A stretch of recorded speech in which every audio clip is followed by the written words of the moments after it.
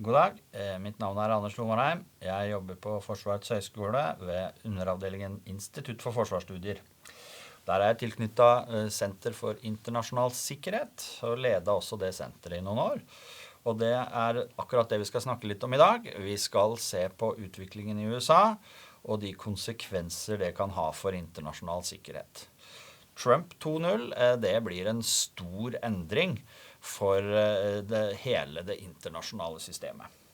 Jeg skal snakke litt om USAs lederrolle. Jeg skal snakke litt om de utfordrerne som truer dem, kan vi si, og balanserer dem. Jeg skal også snakke om det internasjonale systemet og Trumps utenrikspolitikk.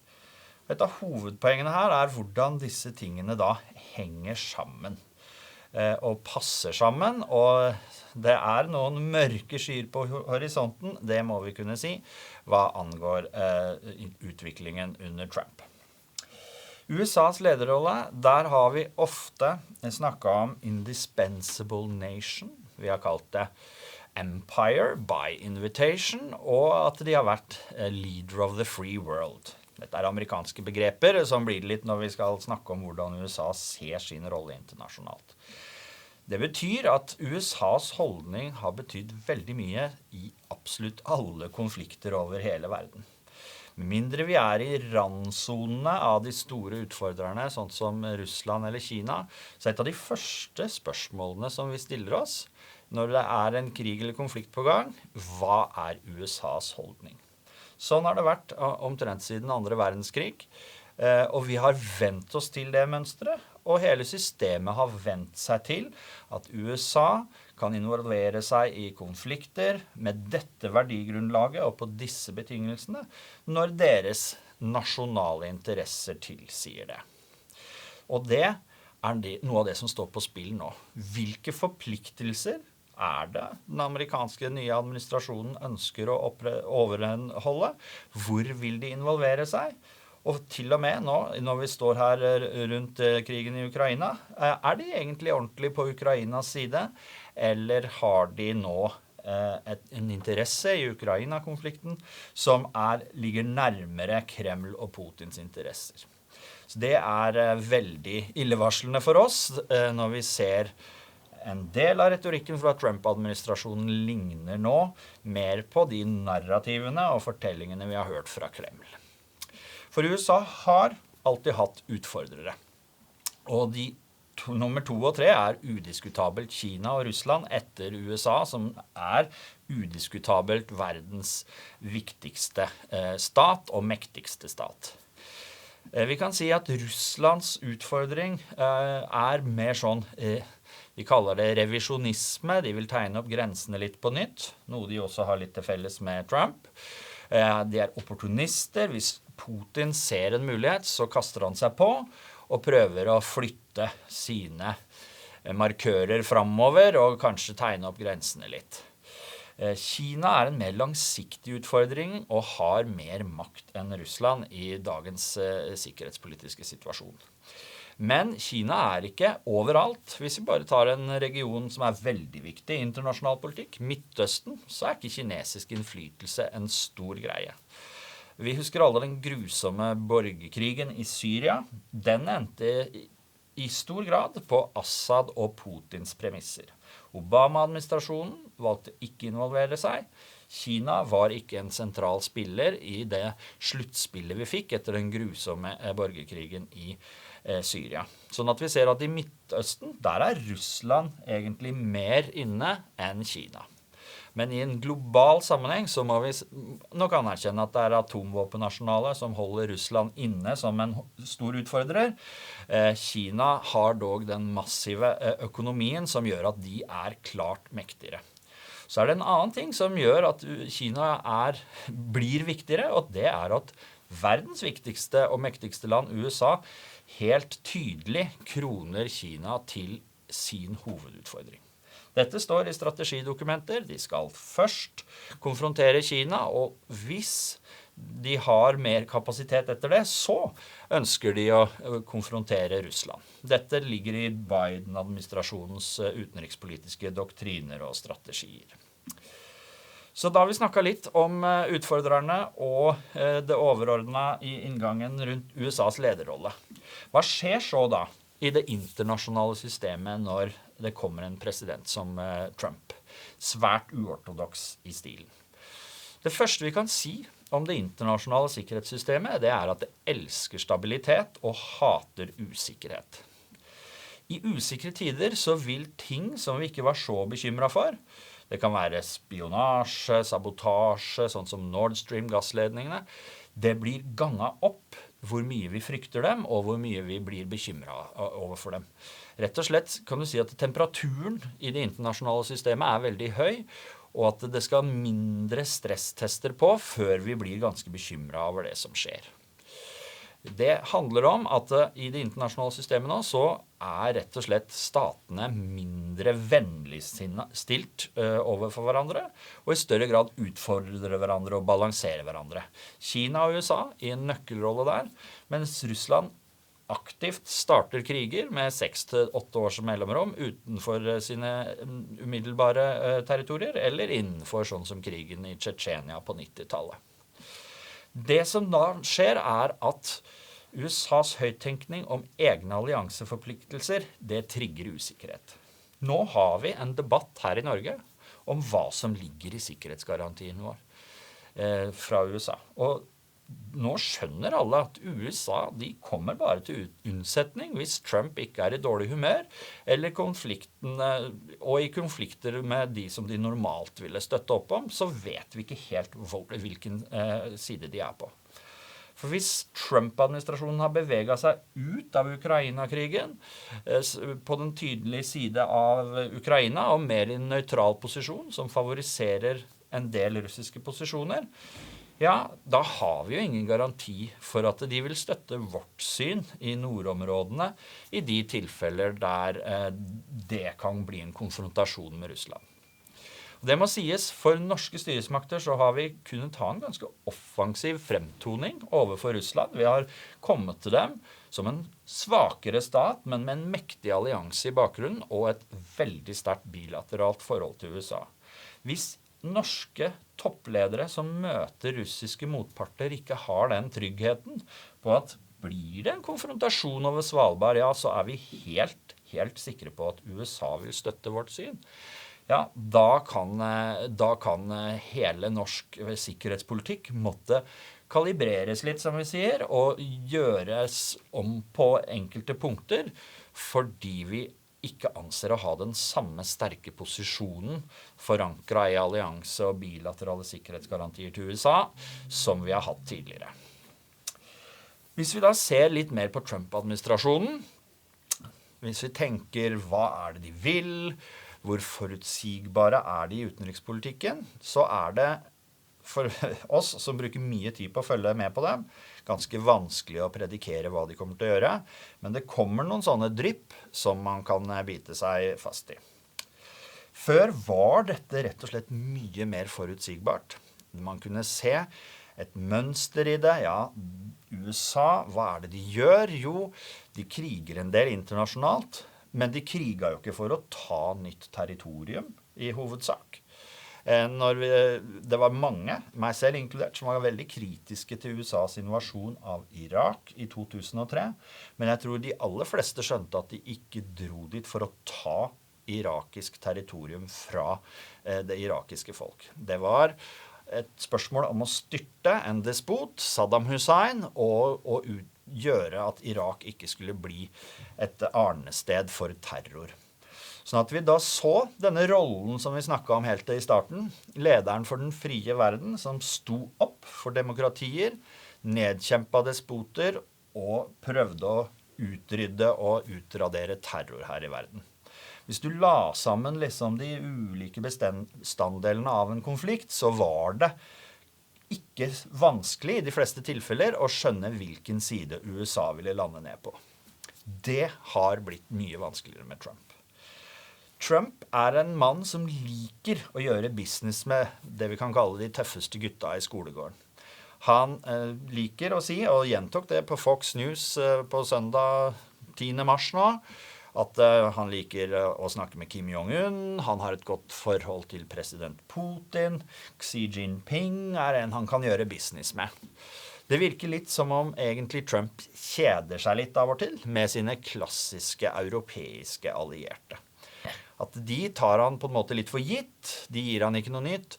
Han liker kanskje litt denne spenningen med å gå inn og gjøre røffe dealer og ha hardt diplomatisk spill med det som tidligere har vært stater USA har vært i en form for konfrontasjon med, kanskje til og med uttalt fiendskap.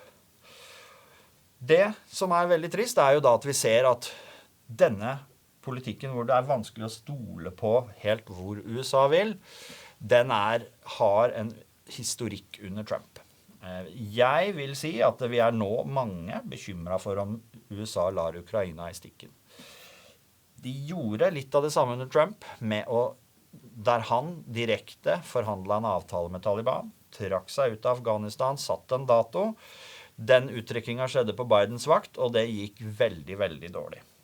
Samme type det vi kan kalle ensidig uttrekning, en unilateral uttrekning, gjorde USA under Trump også fra kampen mot ISIL. Da stod de kurdiske Peshmerga-styrkene eksponert tilbake overfor en tyrkisk Erdogan, en annen sterk, mektig mann som Trump liker å gjøre business med. De stod litt eksponert tilbake for dem når amerikanerne ganske brått sa, nå reiser vi hjem. Trump vil ha amerikanske styrker mer hjemme. Han vil bruke mindre penger, tid og ressurser på internasjonale kriger. Og det en enkel formel for at han rett og slett vil at krigen i Ukraina skal slutte. Litt på bekostning av de grunnleggende interessene Ukraina har i krigen. Litt mer om agendaen som Trump har overordnet i utenrikspolitikken. Han vil ha styrkene hjem, men han vil også forme verden, inkludert landegrenser. Dette tenker Trump å oppnå gjennom handelskrig og straffetoll. Vi har sett mange sånne tolltariffer som har blitt påført. Kanada, Mexico, EU i sikte nå, og ikke minst Kina. Og dette en gjengangsmelodi for Trumps utenrikspolitiske agenda. Han skiller ikke så nøye mellom handel og sikkerhet. Det en sammenblanding av det. Og han ønsker å reforhandle så å si alle avtaler på alle kanter som USA har. Forrige gang så kastet han Paris-avtalen, Trans-Pacific Partnership i Asia, som var masse handelspolitiske regime som kunne vært til nytte. Og ikke minst atomavtalen med Iran, som JCPOA, som Trump mange ganger har ment den verste avtalen i verdenshistorien. Så de avtalene han selv ikke har vært inne i, hvis ikke det liksom har passert Trumps bord, så ser man et ganske tydelig mønster i at han ikke så interessert i det. Da det liksom annenrangsarbeidet, fordi Trump har et sterkt selvbilde som en superforhandler, og som kan få mer ut av USAs maktbase og få full uttelling, og ikke noe sånn snillisme og gi ved dørene, som han beskylder i praksis alle sine forgjengere for. I fagtermer så ser vi da en form for merkantilistisk, transaksjonell utenrikspolitikk, der han skal ha positiv handelsbalanse, sanke gull. På Fox News søndag 10. mars, som jeg nevnte i sted, så sa han «I'm bringing wealth back to America». Og gjennom straffetoll så skal vi her ute i resten av verden betale straffetoll inn til USA, sånn at skattebyrden på amerikanske borgere blir mindre. Dette sa han eksplisitt i innsettelsestalen. Så vender vi oss da på slutten her litt til konsekvensene for Norge og litt for europeisk sikkerhet. Vi nødt til å innse at den sikkerhetsgarantien som var gullstandarden, NATO, den ikke like mye verdt som den nå. Jeg vil passe veldig på å ikke gå i den fella og si den verdiløs. Selvfølgelig en sikkerhetsgaranti noe du vil skal være helt sikkert, men sånn fungerer ikke det i internasjonal sikkerhetspolitikk. Det har alltid vært et spørsmål om hva slags krise som vil utløse at USA kommer Norge til unnsetning. Men nettopp derfor må vi tenke gjennom våre strategier, for norsk forsvarsstrategi har jo i noen tilfeller handlet om å eskalere en situasjon der det usikkert på om NATOs artikkel 5, om kollektivt forsvar gjelder, eller ikke. Så har man ønsket å eskalere det, sånn at det udiskutabelt at vi i en artikkel 5-situasjon, der USA kommer, tar ut sitt materiell fra forhåndslagre rundt omkring i Norge, ikke minst i Trøndelag, og så hjelper til med å avskrekke og eventuelt nedkjempe en russisk militær aggresjon mot Norge. Nå vet vi ikke helt hva Trump vil med nordområdene. Det vi vet at han veldig interessert i Grønland. Han kan legge sine øyne på Svalbard og Finnmark etter hvert, det vet vi ikke. Men hvis du ser hva Trump har startet med, så det Grønland, det Canada, som godt kan bli den 51. staten, det Gulf of Mexico, den skal hete Gulf of America, og så han opptatt av Panama-kanalen. Disse 4 tingene som ble nevnt rundt innsettelsen alle i det vi kaller den vestlige halvkule, den vestlige hemisfæren. Så det der Trump starter. Så min prediksjon at han kommer til å se vestover mot Stillehavet og Kina for å dra dit og balansere Kina på samme måte som Biden-administrasjonen ville det. Spørsmålet hva som står igjen i Europa, og hvordan situasjonen ser ut i Europa da. Hvis ikke USA kommer, hvem kommer da for å redde Norge? Det det ubekvemme spørsmålet som vi må stille oss nå.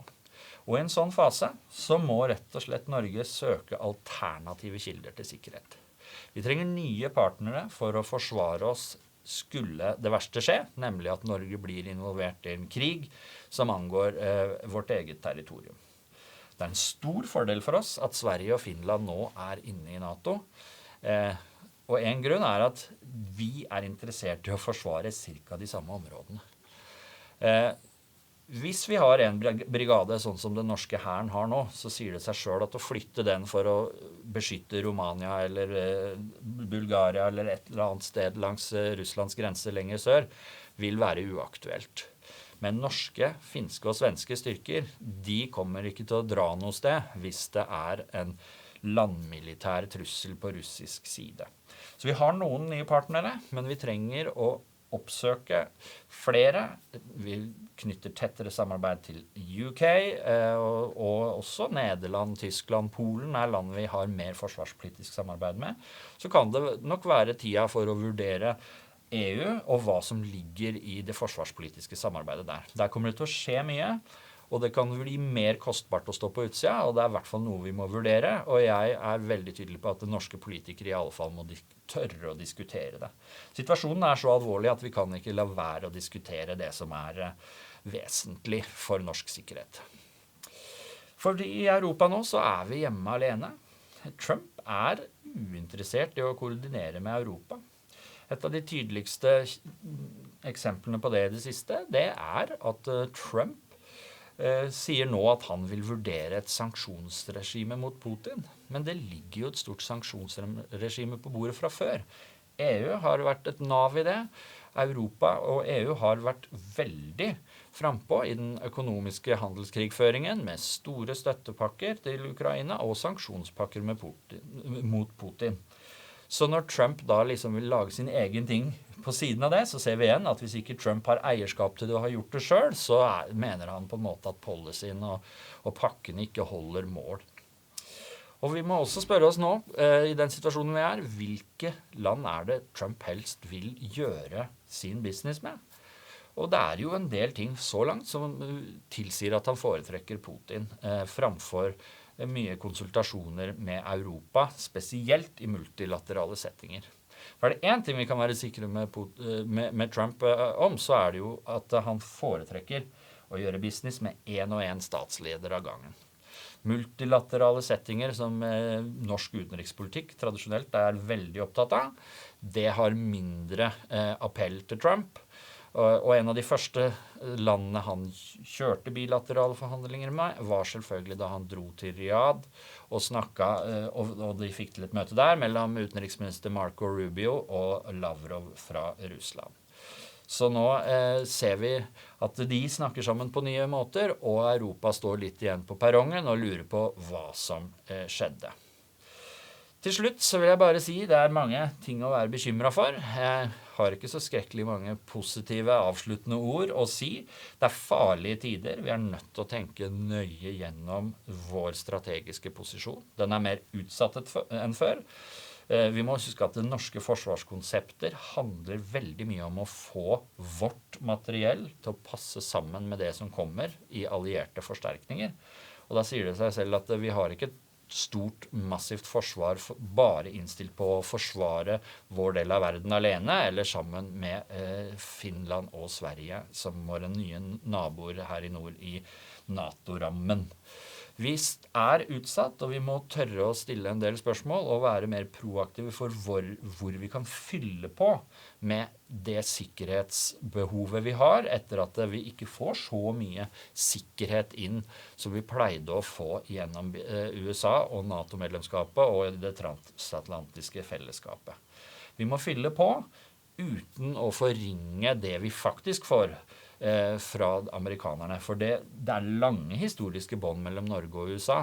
Det langt fra gitt at ikke Trump og hans administrasjon kan være tøffe mot Russland i nord, men det skapt stor usikkerhet rundt nøyaktig hvem de vil forsvare. De differensierer mellom allierte, og da vi nødt til å tenke gjennom måten vi forsvarer Norge på, og de sikkerhetspolitiske bindingene vi har rundt oss for å gjøre oss selv tryggere, og gi den rammen som gjør at alle i Norge kan leve sine liv rolig og fredelig, sånn som vi ønsker. For det egentlig sikkerhetspolitikkens viktigste primat, å gjøre innenrikspolitikken mulig. Takk for meg.